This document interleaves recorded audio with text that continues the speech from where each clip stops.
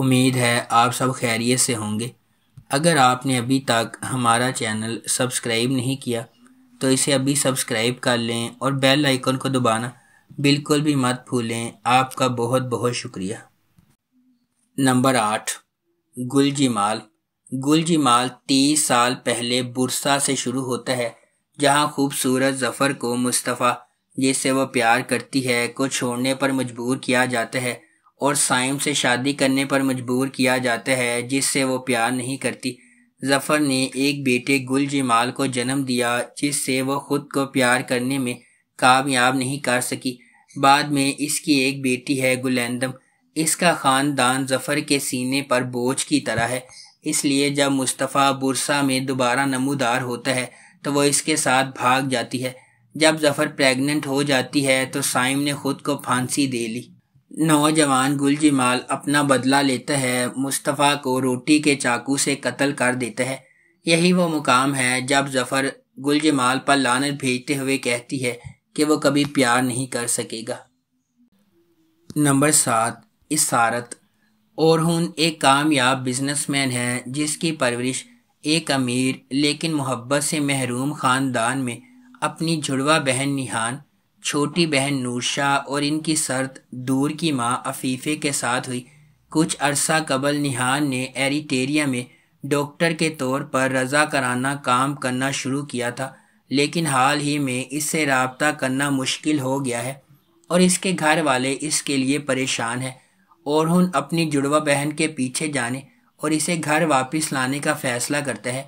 اپنی بہن کو ڈھونڈتے ہوئے وہ ہیرا سے ملتا ہے، ایک غریب لڑکی جو سمگلروں کے ہاتھوں قیدی کی زندگی گزار رہی ہے۔ جب انہیں پتہ چلا کہ نیہان کو ایک مقامی گینگ نے زہر دے کر مار دیا ہے تو اورہن ٹوٹ جاتا ہے۔ نمبر 6، کان چیچی کلیری۔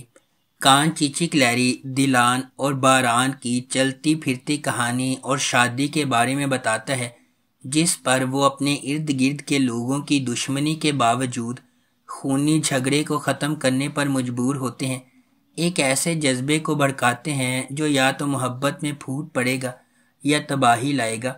باران کو اپنے بھائی کو بچانے کے لیے اپنے دشمنوں سے نفرت کو ایک طرف رکھنا چاہیے اور اس جرم پر قابو پانا چاہیے جس میں اس کی ماں کو قتل کر دیا گیا تھا، کیونکہ وہ بدلہ لینے کے لیے ایک خاندان میں امن قائم کرنا چاہتا تھا۔ تقدیر اس وقت کال لیتی ہے جب باران کے چچا نے انکشاف کیا کہ اس نے اپنے گھر والوں پر حملہ کرنے والوں کا سراغ لگا لیا ہے، لیکن اس کے چچا ایک خوفناک راز چھپاتے ہیں۔ وہ ایک جال بچھا رہا ہے اور در حقیقت اس حملے کے پیچھے وہ شخص ہے، اس امید میں کہ اگر باران بدلہ لے گا اور جیل چلا جائے گا تو وہ خاندان کی قسمت پر ہاتھ ڈال سکتا ہے۔ نمبر 5، عدم فرح۔ فرح ایک 28 سالہ ایرانی خاتون ہے۔ 6 سال قبل ایران سے فرار ہوتے ہوئے اسے استنبول میں رکنا پڑا کیونکہ اسے معلوم ہوا کہ وہ پریگننٹ ہے۔ وہ وہاں ایک غیر قانونی تارکین وطن کے طور پر رہنے لگتی ہے۔ مزید یہ کہ اس کے بیٹے کیرم شاہ کو ایک نایاب بیماری ہے۔ چونکہ مدافعتی نظام پیدائش سے ہی بہت کمزور ہے، اس لیے کیرم شاہ بیماریوں کے لیے کھلا ہے، اس لیے اسے جراثیم سے پاک ماحول میں رہنا پڑتا ہے۔ فرح میڈیکل کی تعلیم حاصل کرنے کے باوجود استنبول میں غیر قانونی طور پر صفائی کا کام کرتی ہے۔ فرح کی زندگی کا مقصد اس کے بیٹے کیرم شاہ کے لیے صحت مند ہونا اور عام بچوں کی طرح زندگی گزارنا ہے۔ وہ جلد از جلد پیسے بچائے گا اور اپنے بیٹے کا علاج مکمل کر کے دوبارہ فرانس جائے گا، لیکن فرح کی دنیا راتوں رات بدل جاتی ہے۔ وہ مافیا کے ذریعے کیے گئے قتل کی گواہ ہے، جہاں وہ صفائی کرنے جاتی ہے اور طاہر لیکے سے ملتی ہے۔ نمبر 4، چوپ آدم۔ چھوٹی عمر میں زندگی سے نمرد آزما ہونے والے تامر اپنے خاندان کی پریشانیوں سے تنگ آ چکا تھا۔ ان تمام مشکل حالات کو کھیل میں بدل کر تامر اپنے اندر کے بچے کی حفاظت کرنے میں کامیاب ہو گیا۔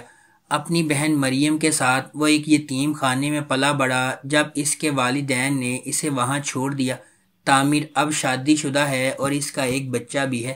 اس کی کمپنی اس وقت ایک بڑی امریکن کمپنی کی شیئر ہولڈر بن جاتی ہے، جب اس کا ڈیزائن کردہ کمپیوٹر گیم بہت کامیاب ہو جاتا ہے، سب سے پہلے وہ باسفورس پر ایک ولا خریدتا ہے تاکہ اپنے پورے خاندان کو ایک چھت کے نیچے جمع کر سکے۔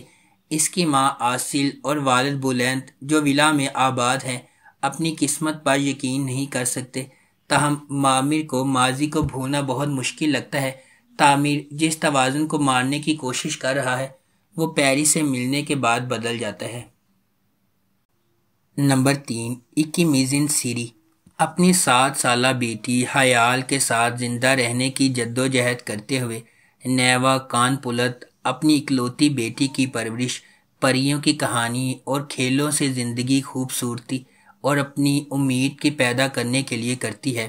تاہم ماں بیٹی کی خوشگوار زندگی ان کے پیچھے چلنے والے تاریک مردوں سے ہل جاتی ہے۔ نیوا اور حیال کا راستہ، جو ایک مشکل زندگی گزار رہے ہیں، ٹریفک حادثے میں الپ کار حادثے کے ساتھ گزرتا ہے۔ نمبر 2، گورجن۔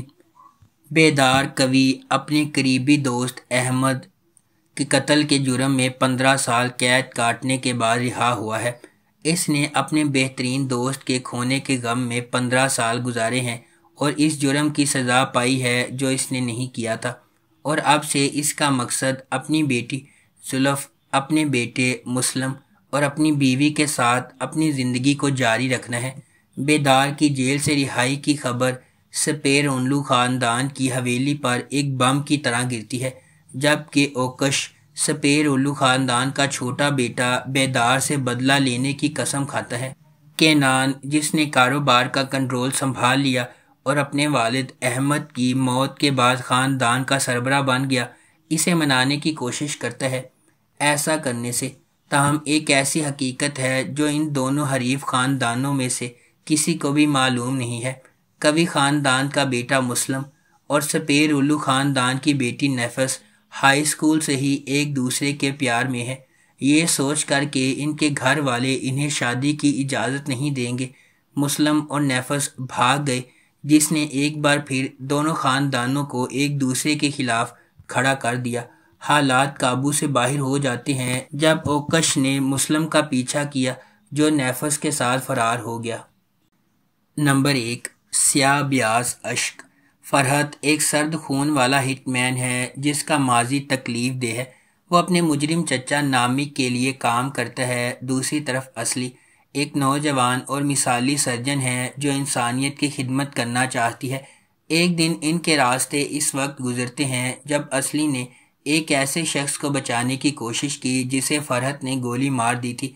سرجری کی وجہ سے اصلی غیر ارادی طور پر خود کو ایک عجیب و غریب سچویشن میں ڈال دیتی ہے جو اسے اپنی جان بچانے کے لیے فرحت سے شادی کرنے پر مجبور کرتی ہے۔ طاقت کے کھیل میں پھنسے ہوئے وہ دونوں، جو ایک دوسرے سے اتنے ہی مختلف ہیں جتنے سیاہ اور سفید، تاہم فرحت نے ایک معصوم محبت کی کہانی کو جینے کے لیے بہت گندی زندگی گزاری ہے۔ کیا ہوتا ہے جب جان بچانے والی عورت کو جان لینے والے مرد نے پکڑ لیا؟ ایک پرجوش محبت پیدا ہونے والی ہے۔ اگر آپ کو ہماری یہ ویڈیو پسند آئی ہے تو اسے لائک کریں، شیئر کریں اور ہمارے چینل کو سبسکرائب کرنا بالکل بھی مت بھولیں۔ آپ کا بہت بہت شکریہ۔